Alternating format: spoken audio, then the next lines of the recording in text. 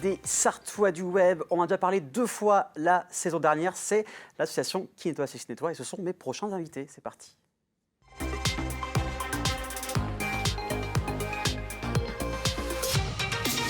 Et pas 2 invités, mais 3 invités. Alexis, au fond là-bas, le co-créateur. Salut Alexis. Alors, actuellement, on est encore en période crise sanitaire, donc il ne peut pas être avec nous sur le bureau. Mais ça va ? Très bien, excellent, Manu. Ça fait plaisir d'être là. Avec grand plaisir. Et il y a aussi Lisa et Inès. Bonsoir, mesdemoiselles. Bonsoir. Bonsoir. Donc, vous êtes porteuses du projet parce que Qui nettoie, si nettoie, on va s'agrandir, Alex. Tout à fait. On a désormais 2 antennes, non seulement cette base à la Ferté-Bernard, mais en plus on est présent sur Le Mans avec 7 filles, une équipe 100% féminine sur Le Mans, et puis une antenne qui va se créer sur Saint-Calais aussi. D'accord, donc on va en parler un peu plus tard. Alors, on va commencer par un petit récap de l'année qui était quand même une année très chargée, malgré les différents couvre-feux. Tout à fait. On a eu, disons que couvre-feu, pas couvre-feu, on n'a pas connu d'arrêt finalement. On a 4 pôles d'action aujourd'hui, les événements citoyens, les interventions dans les écoles. Et puis cette année, on a mis en place des événements solidaires. On a notamment offert des repas végétariens et locaux sarthois à des étudiants en situation de précarité sur Le Mans. Et puis on a créé un projet de collecte pour valorisation des masques et des mégots. Voilà, très important, on en ramasse des milliers, 250 000 mégots cette année et 50 000 masques grâce aux collecteurs qui sont présents sur l'espace public à la Ferté. Et là, je pose souvent cette question, mais est-ce qu'il y a eu des améliorations ou alors un déclin de cette conscience écologique ? La question est pour moi ? Comme tu veux. Alors, sinon, ça peut être Lisa ou Inès. Lisa ? Allez, je prends, parce qu'elle parleront du projet. Ça marche. Proprement dit. Je dirais que y a du mieux, il y a du moins bon. En fait, c'est difficile d'avoir quelque chose de très homogène. C'est vrai que les masques et les mégots, malheureusement, on en a encore infiniment trop retrouvés. Mais du coup, en plus de les ramasser, on essaye d'apporter des solutions supplémentaires, de mettre en place un système de collecte pour les recycler. Et puis sur les ramassages, on distribue des cendriers de poche désormais. D'accord.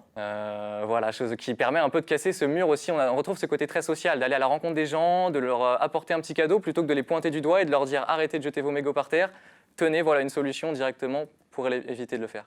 Mais au bout d'un moment, on doit quand même en avoir marre. Enfin, on se démène à essayer de sauver cette planète, qu'elle soit moins sale. Comment tu fais pour valoriser, pour rester optimiste par rapport à tout ça ? Je crois que moi, ce qui me raccroche, c'est la jeunesse. C'est les jeunes. Aujourd'hui, on a passé notre après-midi à aller dans les maternelles, les collèges, les lycées pour préparer des interventions scolaires à venir. Et notamment, tout à l'heure, j'étais dans une maternelle dans laquelle je suis intervenu il y a 2 ans. Et la maîtresse me disait déjà à quel point ça avait marqué ses élèves, que les élèves eux-mêmes, après, embêtaient leurs parents pour qu'ils arrêtent de jeter leurs déchets, notamment leurs mégots par terre. Et ça, c'est juste magnifique. On participe à la construction des enfants, une construction positive qui fait d'eux, j'espère, des futurs acteurs de demain. Ce serait bien, parce que limite des cours, finalement, dès la primaire ou des activités dès la maternelle, vous en pensez quoi ? Ah oui, totalement. C'est ça. Ça commence déjà à se faire un petit peu, les cours de développement durable. C'est super bien, c'est important. De plus en plus, effectivement, et nous, notre approche, c'est effectivement d'apporter un regard extérieur, de profiter d'être jeune encore, donc un peu avoir cette position plutôt de grand frère avec les jeunes. Et ouais, le contact passe vraiment bien et on sent qu'il se passe quelque chose. Alors après, on ne peut pas tout réformer tout de suite, mais bon. Comme tout, ça va prendre du temps, il va falloir, comme vous apprenez aux gens finalement comment bien agir pour la planète. Alors aussi, cette année, il y a eu le concours Aviva, on y croyait. Ouais, ça a été alors, une c'était quoi belle exactement, aventure. pour rappeler aux téléspectateurs, le concours Aviva ? Concours Aviva, c'est un concours national. Il y a eu 1500 projets candidats, que ce soit des entreprises, des projets de médecins ou des associations qui ont participé à travers la France entière. Et il y avait, ils offraient 15 prix de 60 000 € à travers la France, dont 3 par grande région. On a fini premier. On a d'abord été sélectionné, phase écrite. Ensuite, on a fini premier, chose incroyable, premier de France à l'échelle nationale au niveau des votes. Donc, il y a eu une magnifique émulation de la part du public, de notre communauté. Et malheureusement, on a échoué suite à un pitch et peut-être un manque d'expérience, un manque de stabilité économique. Et forcément, pour une association face à des entreprises, c'est plus compliqué. Mais est-ce que ça vous permet d'avoir des portes ouvertes, des personnes qui ont un coup de projecteur supplémentaire ? Complètement, ça pour le coup, effectivement, c'est le gros plus d'avoir participé. Et puis, on a tout de suite rebondi en participant à d'autres concours qui se sont mieux passés. Et voilà, là, on est dans cette dynamique d'ici la fin de l'année, l'objectif, c'est de créer un poste au sein de la structure et peut-être même, on espère encore plus parce qu'on abat déjà un travail considérable. Et Le projet qui nettoie Le Mans en un an, dont on va parler juste après, c'est un projet que j'ai estimé à 1800 heures d'investissement bénévole. 1800 heures, ça représente 76 jours complets. Heureusement qu'on a cette belle équipe féminine sur Le Mans. Eh ben, la transition est toute posée. Donc, le pôle sur Le Mans, ça va servir à quoi d'avoir un pôle qui soit directement en ville, ici? Alors, le projet qui nettoie Le Mans en un an consiste en l'organisation de 9 ramassages de déchets à travers les différents secteurs de la ville. Donc, chaque mois, nous serons dans un quartier différent afin de toucher toutes les populations et vraiment l'ensemble de la ville. Nous commencerons par le secteur cœur de ville le 25 septembre et nous poursuivrons par le quartier des Sablons le 31 octobre. Donc, pas mal de choses. Donc, à chaque fois, c'est un quartier différent, c'est ça? Voilà, c'est ça, un par mois. Ouais, un secteur, d'accord. Différent. Et le but, c'est de toucher un maximum de secteurs, donc de quartiers, pour n'oublier personne finalement. Ouais. Et du coup, avant chaque ramassage, donc chaque ramassage par mois aura lieu à la fin du mois. Et avant ça, on va venir faire des interventions dans les écoles, collèges, lycées du Mans, justement pour sensibiliser les jeunes et voilà, qu'ils soient le plus nombreux à venir pour les ramassages de leur quartier. Donc, Et voilà. par exemple, en termes d'établissement scolaire, vous allez aller où? Dans quel établissement? Établissements privés, publics.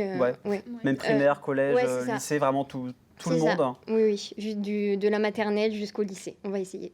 Et est-ce que la maternelle, du coup, comment ça se passe pour les plus jeunes? C'est sous forme de jeu?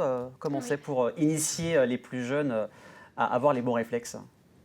Alors d'abord, les interventions, c'est en 2 phases. D'abord, il y a une partie un peu théorique où on peut leur proposer des quiz, par exemple, pour les sensibiliser. Et ensuite, bien sûr, il y a des ateliers ramassage ou de tri, en fonction des âges, bien sûr. Mais ouais, dès la maternelle, on peut les faire participer, oui. Donc vous avez dit la date du 25 septembre. Ça fait partie de l'événement Forever Young qui commence le 15? On s'en est inspiré. D'accord. Ça va clôturer d'une belle manière, on va dire. Et il y aura du monde dans le centre, donc pour se faire voir, ça va être pas mal. Donc vous êtes 7, si j'ai bien Oui, retenu 7 sur Le Mans. Quels vont être les différents rôles de chacune, hein, du coup, vous êtes uniquement un groupe de filles, c'est ça? Ouais. Alors il y a des personnes qui s'occupent plutôt de la communication, tout ce qui est affiche. D'autres l'éducation, donc pour les interventions dans les écoles, et d'autres le ramassage de déchets. Et on a oublié les actions sociales, D'accord. parce que les 3 mois d'hiver où il fait froid et du coup c'est un peu plus compliqué pour les ramassages, on organisera des collectes de couverture pour les sans-abri, des collectes de produits d'hygiène, enfin tout ça, donc actions solidaires en hiver. Alors les couvertures, c'était fait à la Ferté-Bernard. Tout à fait. En fait, le projet qui nettoie Le Mans en un an, il reprend les 4 grands pôles de l'association. Les événements citoyens, il y en aura 9, septembre, octobre et de février à août 2022. Il y aura également des interventions dans les écoles, elles l'ont très bien dit. Et puis les événements solidaires, collecte de couverture en novembre, donc sur la Ferté, on avait collecté 140. Cette année, voilà, on le fait façon Le Mans. Alors 140, l'objectif, c'était combien à la base? Les Restos du Cœur, parce que c'était en partenariat avec eux, nous D'accord. avaient dit qu'on pouvait en collecter jusqu'à 300. Mais 140, c'était en 10 jours sur la Oui. Ferté-Bernard. Voilà. Et franchement, on était déjà très contents. Il n'y a qu'à voir les photos sur notre Instagram. On a recouvert Oui, complètement. sur Instagram et Facebook, j'ai vu le suivi en termes de l'annonce et puis ça allait très vite finalement. Ouais, tout à fait. Il y a eu 6 sessions pour les gens de le déposer. Voilà. Dans la même dynamique, en décembre dernier, on avait offert 62 repas à des étudiants du Mans en situation de précarité, à des personnes dans le besoin. Cette année, on va le renouveler à nouveau avec l'épicerie solidaire étudiante de la fac. Et à nouveau, en plus grand, peut-être même doubler le nombre de repas, en offrir 120 cette année.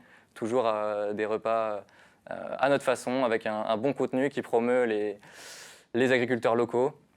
Et puis qui fait du bien à ces étudiants avant les vacances de Noël, pour qui c'est pas facile. Beaucoup sont étudiants et ne peuvent pas rentrer chez eux à Noël. Voilà, le collecte de produits d'hygiène, ce sera à nouveau en partenariat avec des associations du Mans en janvier. Et je rappelle, l'association a 3 ans, donc c'était créé en 2018 et vous n'étiez que 2 à la base.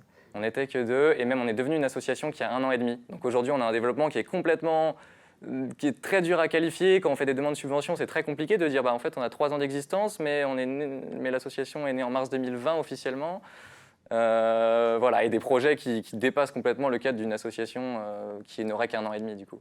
Alors, les prochains événements, c'est dans pas très longtemps. Il y a le 18 septembre, donc à Cormes, le matin, à côté de la Ferté-Bernard, à 9 h. L'après-midi, il y aura à Préval, Tout à fait. l'après-midi.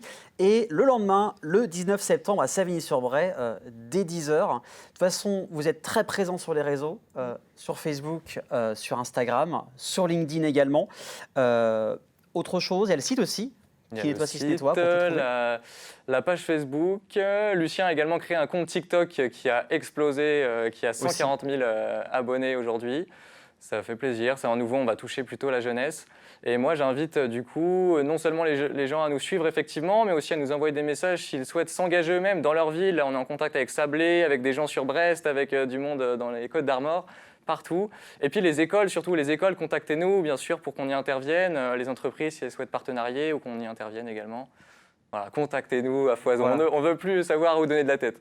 Bah, vous voyez, ils sont très méchants.